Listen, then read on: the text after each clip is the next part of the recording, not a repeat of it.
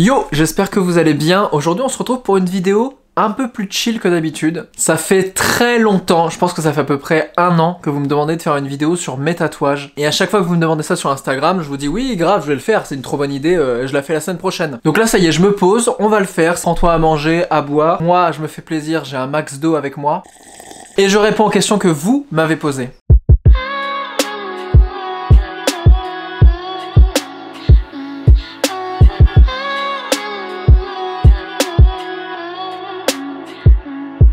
Quel est le premier? Alors le tout premier tatouage que j'ai fait, c'est le carré sous l'hirondelle. L'hirondelle a été faite bien longtemps après. À ce moment-là, je savais pas à quoi ça ressemblait, je savais pas comment on allait chez un tatoueur, je savais pas comment ça se passait, je savais pas si ça faisait peur, si ça faisait mal, etc. Donc je me suis dit, commençons par une toute petite pièce, 4 traits, un petit tatouage très sensible. Et donc c'est comme ça que j'ai commencé avec ce tout premier tatouage. Pourquoi avoir commencé ce processus? Ce que j'adore dans le tatouage, c'est ce truc qui raconte une histoire, autant dans le symbole que tu peux avoir, de ce que le tatou raconte pour toi, de rapport à ton histoire, les symboliques, les significations que tu trouves dans ta propre histoire, mais aussi le fait que le support qui est mon corps va raconter une histoire dans sa globalité au fur et à mesure où je l'écris avec des tatouages. C'est clair ce que je dis? C'est pour ça que je sais pas où je vais m'arrêter, je me pose pas spécifiquement la question, mais j'aime me dire qu'à 90 ans, j'aurai l'ensemble de mon histoire depuis que j'ai 20 ans écrite sur mon propre corps. Et un autre truc aussi, c'est que mon cerveau a tendance à très vite oublier le passé, ce qui fait qu'il y a plein de souvenirs que je n'ai pas, ou alors ça me demande énormément d'efforts de me rappeler certaines périodes, le mood dans lequel j'étais à ces périodes-là, etc. Et le tatouage, ça me permet de me réancrer sur un instant, sur d'autres sensations, de me rappeler le moment où j'étais et dans quel mood j'étais à ce moment-là. En regrettes-tu certains? En vrai, non. Il y en a certains où, évidemment, dans le style, si je devais les refaire, ils seraient différents, donc esthétiquement différents, mais même ceux qui me correspondent plus forcément aujourd'hui parce que j'ai des envies un peu différentes, ou que la signification a évolué ou est plus forcément d'actualité aujourd'hui. En fait, ça traduit une époque et ça parle d'une époque. Si je l'ai fait un moment, c'est qu'il y avait une raison, et rien que pour ça, je peux en regretter absolument aucun. Est-ce que chaque tatou a une signification précise? Alors ça, c'est un truc sur les premiers, je me prenais énormément la tête sur chaque signification. Donc je me renseignais énormément sur la symbolique de chaque tatouage, du style, de l'emplacement aussi, qui veut pas dire la même chose selon l'endroit où tu te fais tatouer. Ça avait une grosse importance pour moi, mais parce que à l'époque aussi, j'avais beaucoup plus peur de regretter ou de faire une erreur, comme il y a vraiment un truc indélébile sur ton corps. Et en fait, plus ça va, déjà plus j'ai de tatouages, donc plus je peux me permettre aujourd'hui de mettre un truc qui a moins de signification parce qu'il va se perdre dans le flux. Et aussi j'accepte de plus en plus le fait qu'un tatouage me parle énormément esthétiquement, et même si je n'arrive pas à vulgariser pourquoi il me plaît énormément aujourd'hui, des fois des mois ou des années après, je sais pourquoi inconsciemment ce tatouage-là me plaisait, et là je trouve une signification. Donc oui, j'ai plein de tatouages, et évidemment les 3/4 des tatouages ont une signification très précise pour moi, que ce soit en référence avec des membres de ma famille, des passions que j'ai, un instant de vie, mais plus le temps passe, moins je suis accroché à l'importance de ces significations très précises. Quelle zone de ton corps tu ne tatoueras pas? Bah en vrai déjà j'ai mis beaucoup de temps à me tatouer les avant-bras parce que j'avais un peu peur de ce truc là, de me dire, il y avait une convention un peu sociale de dire l'avant-bras c'est chiant à cacher, si vraiment tu vois, t'es en t-shirt, et bah là d'un coup ça se voit. S'il y a une partie de mon corps que je pense tatouer, c'est sûrement les mains, les doigts, les mains. Il y a des choses très belles qui se font, et j'attends d'avoir les bonnes idées, le bon format, etc. pour arriver à faire des tatous qui me plaisent. Je pense qu'il ne faut jamais dire jamais, mais j'imagine que le cou et le visage sont deux choses auxquelles je risque de ne pas toucher. Je trouve ça magnifique des coups tatoués, mais j'avoue que ça peut vite faire placard. Et le tatouage, peut-être à un moment de ma vie où je n'ai plus rien à perdre, donc peut-être à 80 ans, je me ferai tatouer le visage. Mais voilà, aujourd'hui, il y a des enjeux qui sont malheureusement encore très compliqués d'un point de vue social sur ces parties-là. Donc voilà, je pense que le cou et le visage, c'est des choses que je ne ferai pas, sûrement pas de ma vie, ou alors quand je serai très vieux. Changer de tatoueur, est-ce tromper? Alors moi j'ai plein de tatoueurs et tatoueuses qui m'ont ancré le corps. D'ailleurs j'ai vu des questions sur qui sont tes tatoueurs et tatoueuses. Je vais pas tous et toutes les citer dans la vidéo parce que ça va être trop long et trop galère.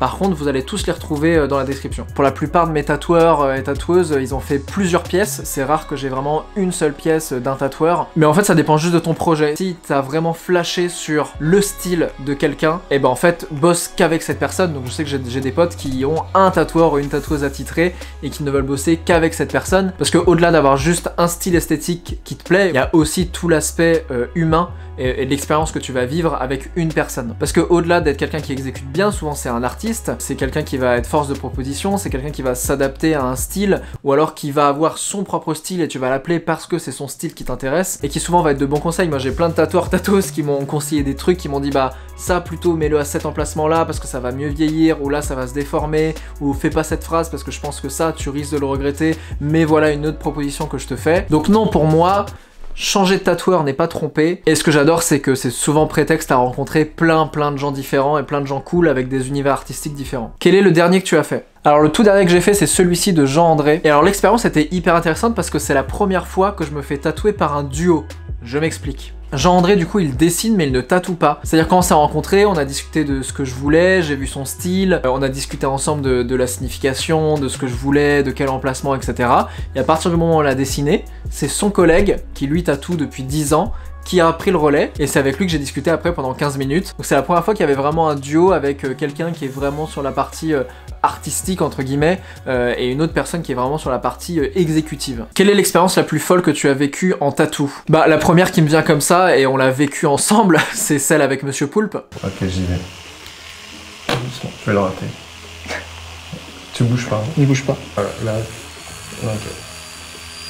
Ok. Ok. Je le massacre, hein. Pendant le premier confinement, on a fait un jeu, et si je perdais, j'ai proposé à Poulpe de dessiner mon prochain tatouage. Et donc j'ai perdu ce jeu avec Monsieur Poulpe, et quand on s'est retrouvés, bah j'ai vraiment joué le jeu jusqu'au bout. Il y en a qui se demandaient si c'était préparé, si c'était un peu faké ou pas. Non, il a vraiment dessiné mon tatouage 5 minutes avant, et je l'ai découvert, et 5 minutes après, j'étais en train de me faire tatouer ce dessin. Donc ça c'était trop cool, et tout à l'heure on parlait de est-ce qu'on peut regretter un tatouage ou pas. Bah parce que là en vrai je l'ai pas choisi esthétiquement, c'est quelqu'un qui l'a fait pour moi, donc je pourrais regretter ça. Mais en fait le moment est tellement cool et tellement stylé, et quand je regarde ce tatouage, je repense à ce moment, et je repense au fait qu'on a vraiment ri, et quand je le re-regarderai dans 10-15 ans, je me rappellerai de cette période où j'avais ma chaîne YouTube et où j'avais fait ce truc là et que je rencontrais des gens extraordinaires tous les jours. Donc non, celui-là je peux pas le regretter. Je pense que c'était vraiment l'expérience la plus insolite pour le coup, et qui est une expérience que je n'aurais jamais fait dans mes premiers tatouages. Je pense que c'est aussi parce que je suis très à l'aise aujourd'hui avec le fait d'avoir plein de tatouages, etc., que je me permets aujourd'hui de faire un truc où je me dis bon allez, c'est marrant, c'est drôle, faisons-le. La moralité c'est quand vous lancez des jeux sur Instagram, quand même réfléchissez un minimum. Faut réfléchir. Combien de pièces as-tu? Alors je vais recompter et je vais afficher le nombre exact au montage, mais je pense que je dois avoir une quarantaine de pièces. Est-ce que les tatouages t'aiment à aimer ton corps ou à les camoufler? Je pense qu'il y a un peu des deux. J'ai commencé à 20 ans de me faire mes premiers tatouages. Les tout premiers que j'ai fait, c'était sur les bras. Parce que j'étais assez complexé de mes bras, je me trouvais très maigre. Donc je crois qu'il y avait un peu ce truc là de camoufler, de recouvrir un peu son corps. Mais très vite, ça s'est transformé en quelque chose de quand même moins malsain. Parce que si on fait des tatous uniquement pour camoufler son corps, je pense qu'il y a un truc un peu inépuisable. Et surtout, je pense que ça règle aucun problème. Ça te crée juste une addiction vers un truc qui en fait ne sera jamais assouvi. Assumer mon corps, je pense que oui. Un peu comme une nouvelle coupe de cheveux, vous vous sentez beaucoup plus beau, vous avez plus confiance en vous, donc vous rayonnez plus, etc. Mais en fait ce que j'aime bien c'est aussi le fait que ça reflète exactement qui je suis, donc il y a vraiment un truc de ma personnalité qui est exacerbé et qui est encore plus poussé. Mais en effet le tatouage ne sera jamais la solution à un problème profond de confiance en soi ou de vrais complexes du corps, mais clairement ça peut aider. Je pense d'ailleurs à des gens qui ont des cicatrices, ça aide souvent à camoufler des blessures, des cicatrices, etc.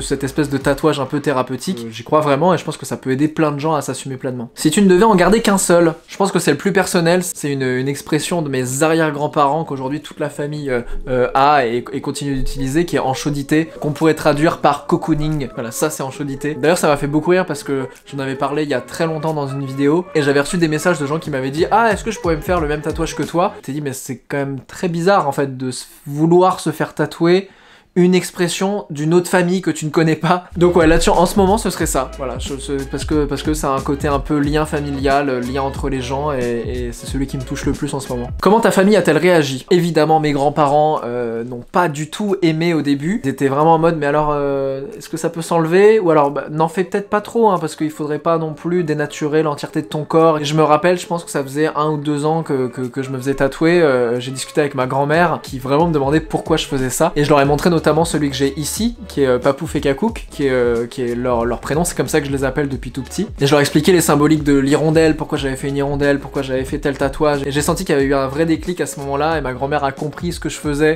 et que c'était pas juste un petit con qui essayait de se gribouiller le corps, mais qu'il y avait quelque chose de plus profond là-dedans, et que ça avait du sens en fait. Après, globalement, j'ai jamais eu de soucis, que ce soit dans le monde professionnel, parce que quand j'ai commencé à me tatouer, j'avais des vrais métiers, je bossais en costard, franchement dans des rendez-vous clients, etc. J'ai vraiment jamais eu de soucis là-dessus. Surtout qu'aujourd'hui, le tatouage est clairement plus réservé à des taulards ou des marins ou des gens en prison. C'est quand même bien démocratisé, maintenant il y a des techniques pour faire tellement de styles différents. Donc aujourd'hui, c'est au-delà d'un truc générationnel, en vrai, c'est pas un truc de ouf non plus d'être tatoué. Quel a été le tatouage le plus douloureux? Alors je vais vous avouer quelque chose, et je pense que c'est aussi ce qui m'aide à en faire autant, c'est que je ne ressens presque pas la douleur des aiguilles. Parce que c'est souvent la question de est-ce que ça fait mal un tatouage ou pas. Bah déjà, les sensations vont être différentes selon l'endroit où vous le faites. Mes côtes m'ont fait un peu plus mal, ça a un peu plus piqué que sur les avant-bras par exemple. Pratiquement à chaque tatouage, je m'endors, et j'avoue que ça me berce un peu, cette sensation-là, bizarrement. Donc on va tous réagir différemment selon les sensations, parce que moi à côté de ça, un mal de ventre, je suis au bout de ma vie. Donc j'en ai pas vraiment eu des plus douloureux. Par contre, j'en ai un qui est le plus éprouvant. On est en plein été, canicule, il doit faire 39 degrés. Je suis en Normandie et je me fais tatouer par une tatoueuse qui est très perfectionniste et très stressée. Je me faisais tatouer les deux petits chats que j'ai sur les chevilles et qui sont pour moi très symboliques parce que c'est les deux premiers doudous que j'ai eu dans ma vie et que j'ai gardé très longtemps. Donc c'est évidemment un gros symbole de toute ma période d'enfance. Donc il faisait 39 degrés, il n'y avait pas de ventilateur, il faisait très chaud et je sentais que je me faisais charcuter en gros. Je sentais que moi je bougeais, que voilà, ça imprégnait, comme si vous aviez un stylo Bic qui ne marchait plus et vous vous énervez sur la feuille pour que ça commence à bien prendre, vous voyez ce que je veux dire? Donc voilà, je commence à avoir un peu chaud, je commence à pas me sentir très bien, et là, elle a malheureusement cette phrase où je pense qu'elle était très stressée, mais elle se retourne vers moi, donc elle est vraiment comme ça, hein. Voilà, là, il y a ma tête sur ma cheville, et à un moment, elle se retourne, je suis désolé, mais là, je galère de ouf avec tes tendons. Et donc là on est parti dans un champ lexical chirurgical, et j'avoue que à ce moment-là je suis devenu très blanc, les 39 degrés ont commencé à vraiment me monter à la tête, et je me rappelle avoir dit y a moyen d'avoir un petit ventilo, et le temps qu'on me ramène le ventilateur j'ai perdu connaissance. Voilà, j'ai perdu connaissance 5 secondes hein, et après je suis revenu à moi. Je pense que là c'était vraiment le plus éprouvant, et bizarrement après elle était beaucoup plus chill, ça a été beaucoup plus cool derrière. La question chiante qu'on te pose tout le temps à propos de tes tatous, oh bah je pense que c'est une question qui doit revenir pour tous les gens tatoués, c'est « Mais comment tu feras quand tu seras vieux ?» Bah je serai un vieux tatoué, vraiment comme une grosse partie de ma génération finalement. Mais t'as pas peur de le regretter, comment tu vas faire, etc. Comme si vraiment dans notre vie à nous, on passait pas notre temps à faire des choix qui vont être indélébiles de toute façon. Quand tu fais un choix professionnel qui va avoir de l'impact sur ta carrière, quand tu fais des enfants, les enfants ça va être à vie aussi, les moindres choix que tu vas faire dans ta vie vont être indélébiles dans ton parcours. Et je crois que ça m'a même aidé à dédramatiser l'aspect physique et le corps en lui-même, qui est une machine hyper importante qui doit être vraiment connectée à ton esprit, parce que les deux doivent bien fonctionner ensemble. Mais clairement, s'il y a une des choses qu'on peut choisir sur notre corps, c'est celle-là. Moi, cette tête, je l'ai pas choisie, et pourtant c'est celle-là qui va me suivre toute ma vie également. Pour ou contre les tatous de couple, amitié. Tiens. Alors j'en ai aucun. Plein de fois évidemment avec des potes on s'est dit waouh, mais viens on fait ça. Comme ça c'est à vie, notre amitié elle est là, elle est scellée mon pote. Alors très franchement bon je suis ni pour ni contre, hein, chacun fait évidemment ce qu'il veut. Je sais que moi ça me ferait chier de m'engueuler avec un pote et qu'après il y ait vraiment son nom qui me le rappelle à vie ici. C'est déjà hyper compliqué d'oublier son ex ou une amitié passée avec les réseaux. Donc si en plus notre propre corps nous rappelle cette histoire, bon c'est peut-être un peu chiant. Donc moi je le ferai pas. Après j'ai vu, il y a souvent des gens voilà, qui ont le nom de leur ex, et puis une fois qu'ils sont plus ensemble, ils barrent le nom, ou ils font des blagues avec et tout, et en vrai c'est drôle. Parce que franchement c'est comme le débat, est-ce que tu restes en contact avec tes ex ou pas, sachant que dans tous les cas ça a raconté une partie de toi, ça a raconté une partie de ton histoire. Mais lié aux personnes, j'avoue que j'ai plus de mal. Moi j'ai surtout des références à ma famille, parce que c'est des gens qui comptent énormément dans ma vie. Comment tu as choisi tes tatoueurs? Alors ma technique pour choisir des tatoueurs, qui n'est pas la technique universelle. Bon déjà aujourd'hui vous allez sur Instagram, je pense que c'est le meilleur moyen de trouver des tatoueurs. Tous les books des tatoueurs sont sur Instagram. Pour moi évidemment le plus important au départ ça va être le style, est-ce que le tatoueur, la tatoueuse, son univers me parle et ça va correspondre à la collab qu'on peut faire ensemble, est-ce que j'ai envie d'avoir sur la peau. Donc de prime abord c'est évidemment la partie esthétique, vous livrez une part de vous à la personne qui vous tatoue. Pour moi l'aspect humain est hyper important et en plus comme c'est aussi prétexte à rencontrer des gens et que moi vous le savez avec cette chaîne, je me nourris aussi de l'histoire des gens et c'est un peu ce qui m'anime. Bah si je tombe sur un connard ou une connasse pendant 2 heures de tatouage, ça va franchement me saouler. Parce que c'est aussi ce qu'on va retenir, et je sais qu'il y a plein de gens qui ont un peu des traumas aussi de se dire bah j'ai un tatouage et une symbolique qui est très cool, malheureusement à chaque fois que je le regarde ça me rappelle un moment horrible que j'ai passé avec mon tatoueur, ma tatoueuse. Et après il y a plein de manières de faire selon les tatoueurs qui peuvent plus vous correspondre ou non. Si vous avez très peu d'idées, il y a beaucoup de tatoueurs qui fonctionnent avec des flashs, donc ils ont un book avec des pièces déjà faites, et vous pouvez choisir directement la pièce et dire ok moi je veux ça, ça me correspond, et en général c'est des pièces qui sont uniques, donc une fois qu'elles sont tatouées sur vous, et ben il l'enlève de son book et il refait des nouveaux flashs avec d'autres symboles. Vous pouvez également faire des commandes, tous les tatoueurs ne le font pas. Donc voilà, moi je sais que j'ai essayé un peu tout, je sais que souvent, là, par exemple le flingue que j'ai, j'en ai pas mal dans des symboliques comme ça où c'est ces choses de haine, de violence et d'amour en même temps, ces choses très paradoxales qui pour moi sont l'essence même de la vie et de la manière dont on fonctionne, ça me touche énormément, donc souvent je dirige un peu vers là. Donc Maël, je lui avais demandé directement un point américain avec des cœurs, mais je sais que Toto, je crois qu'il avait dû faire le flingue avec un drapeau et j'avais trouvé ça trop cool et je lui avais dit mais est-ce que justement comme là il y a un truc un peu de violence, on peut rajouter de l'amour dedans et du coup on rajouterait le cœur dans le drapeau. Donc voilà, c'est toujours de la co-construction un petit peu comme ça. Donc n'hésitez pas à demander au tatoueur, à la tatoueuse qui vous intéresse de savoir comment elle fonctionne. Aujourd'hui très honnêtement, peu importe ce que tu veux te faire, il y a forcément quelqu'un qui correspond à ta demande. On arrive à la fin de cette vidéo, j'espère qu'elle t'a plu. Voilà, c'était une vidéo un peu plus chill, voilà, je crois que ça fait du bien aussi à un moment de discuter, vous et moi, et puis de parler un petit peu de tout ça. Ça faisait un moment que vous vouliez que j'en parle, donc enfin on l'a fait. On fera un update peut-être dans 5-6 ans, selon comment ça a avancé. Dites-moi si vous avez kiffé la vidéo, n'hésitez pas à me raconter un petit peu, vous, vos significations, vos symboliques, comment vous aimez fonctionner, comment vous trouvez vos tatoueurs, vous aussi. Je vous rappelle que vous retrouverez tous les tatoueurs, tatoueuses qui sont passés sur ma peau dans la description. Nous, on se retrouve dimanche prochain. Prenez soin de vous. Ciao!